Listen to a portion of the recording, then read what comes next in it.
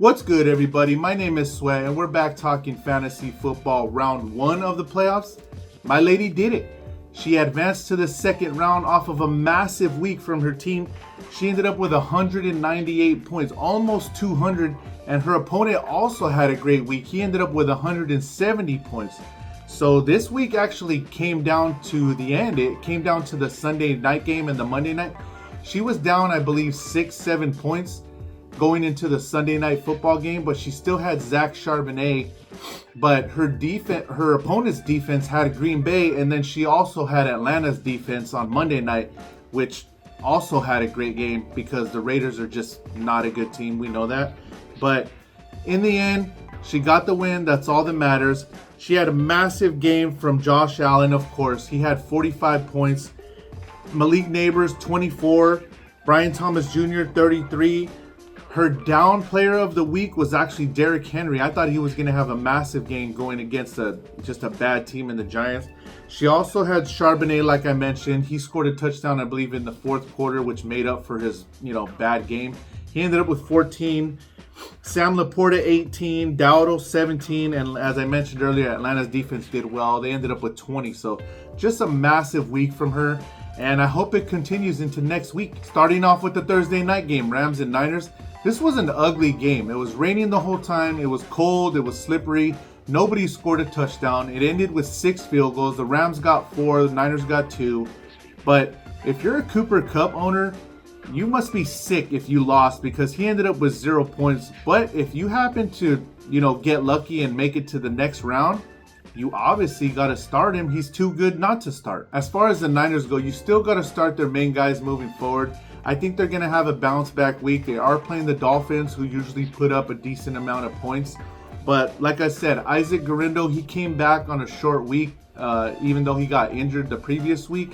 And he had a pretty good game. He had 57 yards rushing, and he also had 4 catches for 18 yards. So he is getting involved in the passing game. And of course, you got to start George Kittle, and I'm also starting Jawan Jennings. Moving on to the Cowboys and Panthers.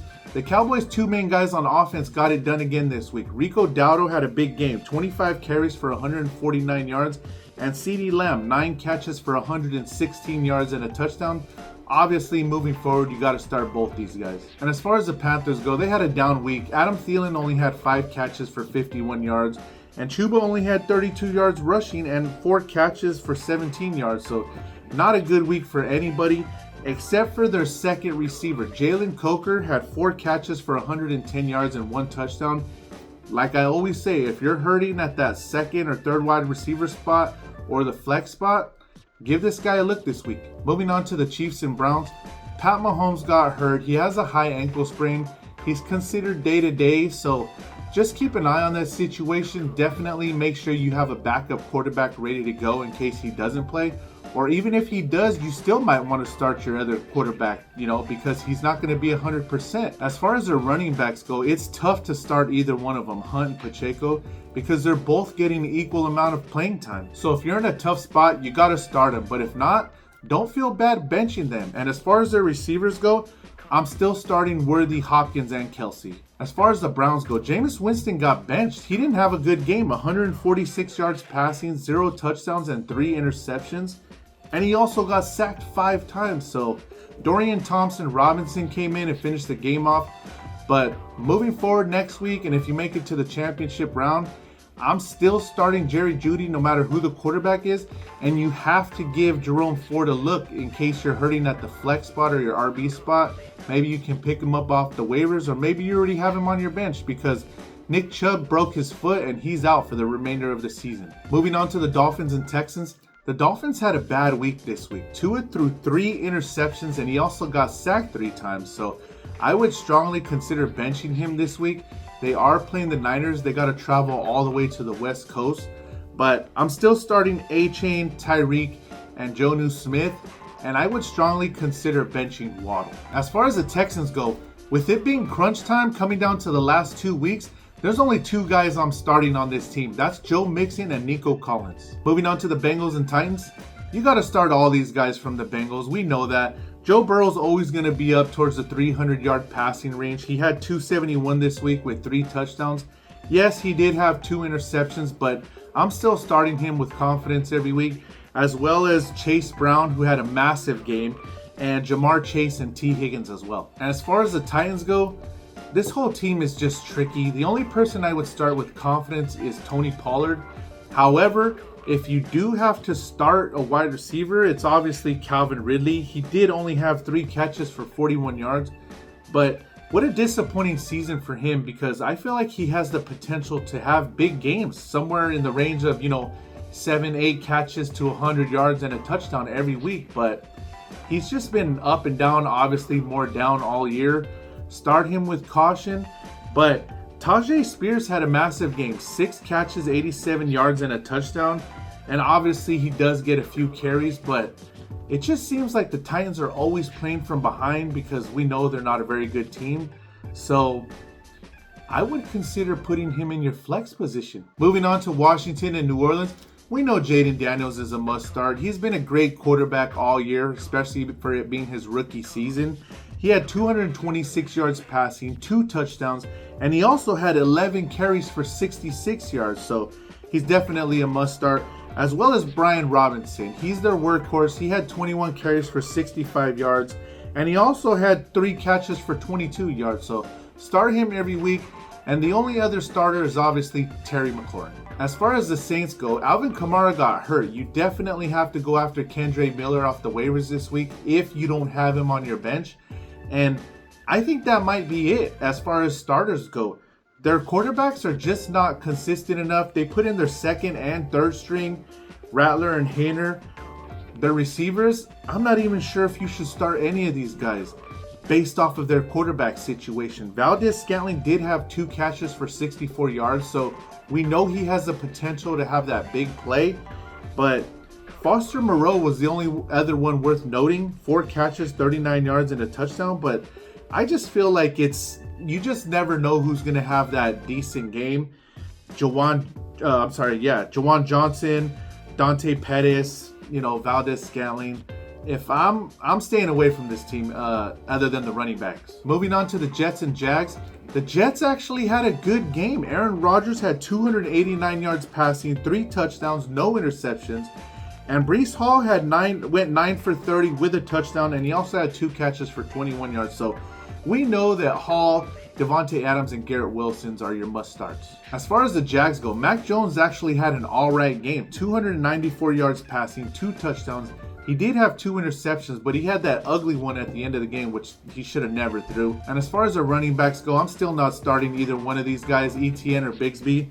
But the receiver, Brian Thomas Jr., you got to start him every week. He had another massive game, even with Mac Jones in. He had 10 catches, 105 yards, and 2 touchdowns.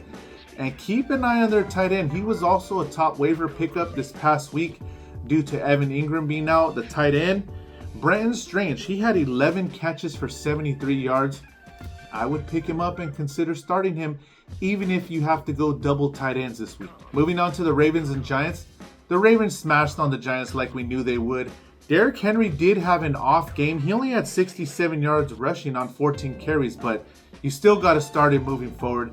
And we know you got to start Lamar, you got to start Bateman, you got to start Flowers, and obviously Mark Andrews. And as far as the Giants go, their quarterback situation is also a mess, just like the Saints.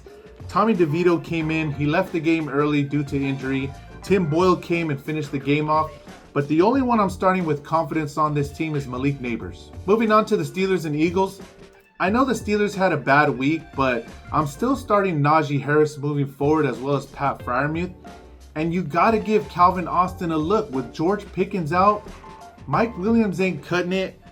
Van Jefferson ain't cutting it. Calvin Austin is getting the majority of the targets. He went 5 for 65 this week. And if Pickens is out, I'm considering starting him in the flex. And we already know about the Eagles. You're starting everybody. Hurts, Barkley, A.J. Brown, and Devontae Smith. Moving on to the Colts and Broncos. Man, I hope Jonathan Taylor wasn't the reason you lost the first round of the playoffs. He had a walk-in touchdown, dropped the ball too early, went out of bounds, ended up being a touchback. So just a dumb move on his part. But as far as everybody else goes on this team, I don't think I can start anybody. Michael Pittman, Josh Downs, you just can't trust him because Anthony Richardson just isn't playing well. As far as the Broncos go, the only person I'm starting with confidence on this team is Courtland Sutton.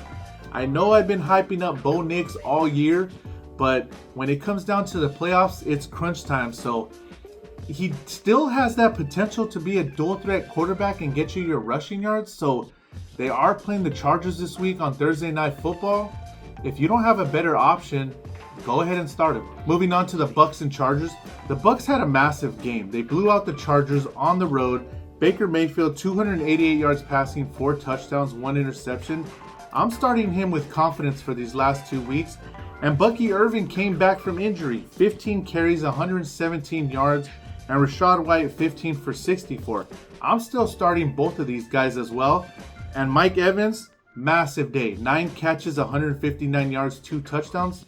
We know you got to start him too. And as for the Chargers, the only one I'm starting with confidence is Ladd McConkey. But I also would give Quentin Johnston a look in case you need help at that flex spot. Moving on to the Patriots and Cardinals.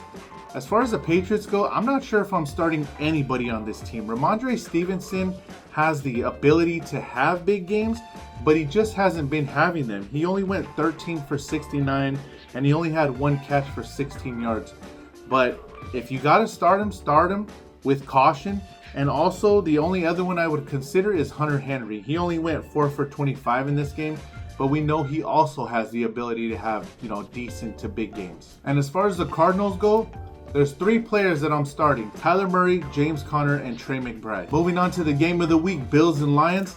I'm just glad we were able to get the win, but we know Josh Allen is Superman. You got to start him every week, as well as James Cook, Khalil Shakir, and I'm also starting Dalton Kincaid with confidence as well. And just a tough blow for the Lions. David Montgomery's out for the season with a leg injury, but if you're a Gibbs owner and you've made it this far, you're excited because now he's going to get the majority of the work, and he's obviously a must start every week, as well as Jared Goff. Jared Goff, you have to start him with confidence, even over guys like Pat Mahomes, Justin Herbert.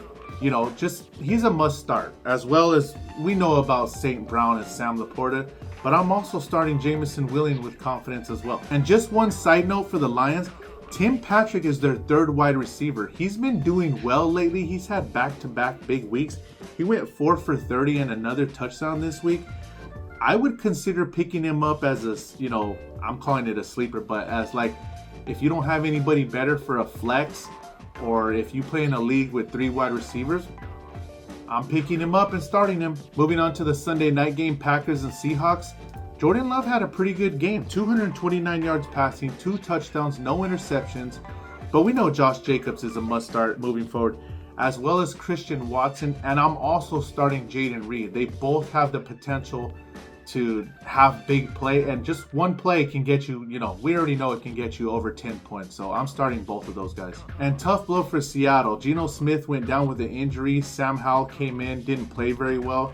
But I'm starting JSN and Metcalf with confidence, and keep an eye on the Kenneth Walker injury this week. If he's out again, you're obviously starting Zach Charbonnet. Moving on to Monday Night Football, there was 2 games. First up, Bears and Vikings. The only one I'm starting for the Bears is DeAndre Swift. But if you have Keenan Allen or DJ Moore, you have to consider starting them in your flex only because they have the potential to have big games. But when they don't, they don't. You're lucky to get maybe 5 points for them. This week, it was Keenan Allen. He had 6 catches for 82 yards and a touchdown. DJ Moore did have an all right game. He had 8 catches for 46 yards, but I just feel like Caleb Williams leans towards 1 receiver per game. And this week it was Keenan Allen. Maybe next week it'll be Rome Odunze. We don't know, but you're going to start him with caution. As far as the Vikings go, Sam Darnold had an all right game. 231 yards passing, 1 touchdown, 1 interception. But we know who the must starts are. Aaron Jones, Justin Jefferson, Jordan Addison. And I'm also starting TJ Hawkinson as well. Moving on to the Falcons and Raiders. Kirk Cousins hasn't been playing well lately. He only had 112 yards passing, 1 touchdown, 1 interception against the Raiders. I mean, the Raiders are not a very good team, but damn, only 112 yards? That's just not good. But you still got to start Bijan on this team. And I'm also starting Drake London. Everybody else, I can't do it. And as far as the Raiders go, they obviously didn't have a good game either. The only one I'm starting with confidence on this team is Brock Bowers. With that being said, their running back McCormick went out with an injury, so keep an eye on that situation this week. You can pick up Amir Abdullah or Alexander Madison off the waivers. Probably start him in your flex spot. I hope my lady advances to the championship round. That would be so freaking cool. But let me just go over who I think you should add, who should be a top waiver add this week. Brenton Strange, the tight end for the Jaguars. Kendre Miller, we know the backup to Alvin Kamara and the Saints. And you're already in the second round. You gotta start You gotta start adding defenses that make sense. The Colts are playing the Titans, who just switched over from Will Levis to Mason Rudolph. The Lions defense, they're going up against the Bears, who aren't playing very well. The Bengals defense, I know they haven't been playing good all year, but they're still pretty good, and they're going up against the Browns, who just benched Jameis Winston, and they're also not playing very well. And also take a look at Jalen Coker, the receiver for the Panthers. He had a good game, as well as Rashad Bateman. If he's on the waivers, go pick him up. He had a great game this past week. And the Houston defense, if Patrick Mahomes is not going to play this week, Houston defense is probably a must start over everybody, because Carson Wentz is just not that good. And also Tim Patrick from the Lions. I think he's a must pick up and a must start in your flex spot if you can, as well as Hunter Henry. He always seems to have a pretty decent game whenever they play the Bills. So good luck to you guys this week. I hope you advance to the championship round, because it's always a cool feeling, and go Bills.